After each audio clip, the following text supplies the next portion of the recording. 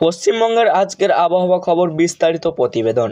প্রিয় দর্শক বন্ধুরা, আপনাদের সবাইকে আন্তরিক শুভেচ্ছা। প্রতিদিনের মতো আজও আমরা নিয়ে এসেছি পশ্চিমবঙ্গের সর্বশেষ আবহাওয়া আপডেট।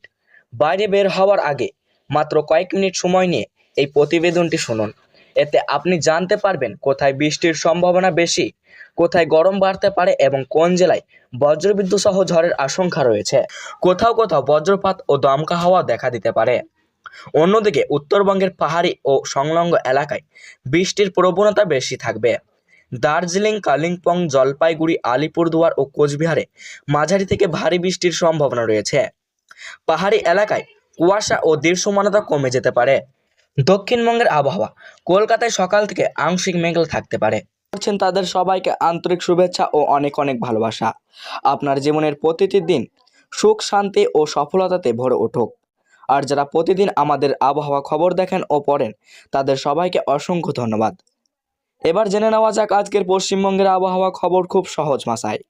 আজ পশ্চিমবঙ্গের বেশিরভাগ জেলায় আকাশে মেঘ ও রোদের লুকোচুরি খেলা চলবে।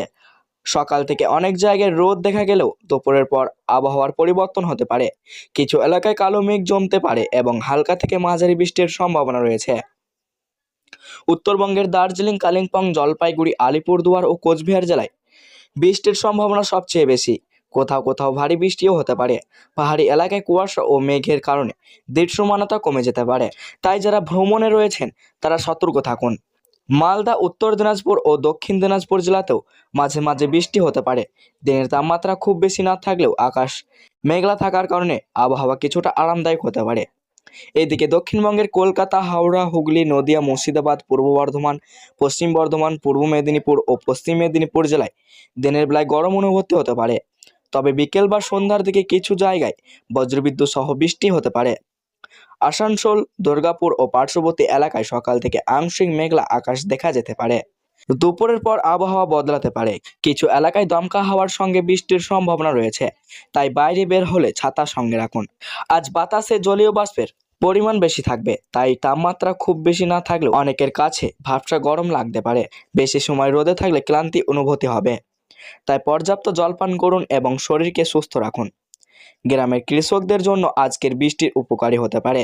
ধান ও অন্যান্য ফসলের জন্য এই সময়ের বৃষ্টি খুবই গুরুত্বপূর্ণ। তবে কোথাও যদি বেশি বৃষ্টি হয় তাহলে জমিতে জল জমে যেতে পারে, তাই কৃষকদের নিয়মিত আবহাওয়ার খবর দেখার জন্য পরামর্শ দেওয়া হয়েছে। মৎস্যজীবীদেরও আবহাওয়ার দিকে নজর রাখতে বলা হবে। নদী ও সমুদ্র এলাকায় দমকা হাওয়া বইতে পারে, তাই নিরাপত্তার বিষয়টি গুরুত্বপূর্ণ দেওয়া জরুরি।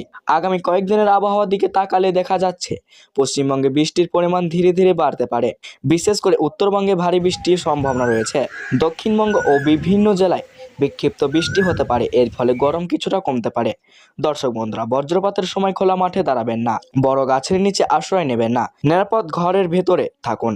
মোবাইল ফোন ব্যবহার কম করুন এবং আবহাওয়ার সতর্কবার্তা মেনে চলুন। বৃষ্টির সম্ভাবনা বেশি। দক্ষিণবঙ্গের গরমের সঙ্গে বিকেলের দিকে বৃষ্টি হতে পারে। কোথাও কোথাও বজ্রপাত ও দমকা হওয়ার সম্ভাবনা রয়েছে।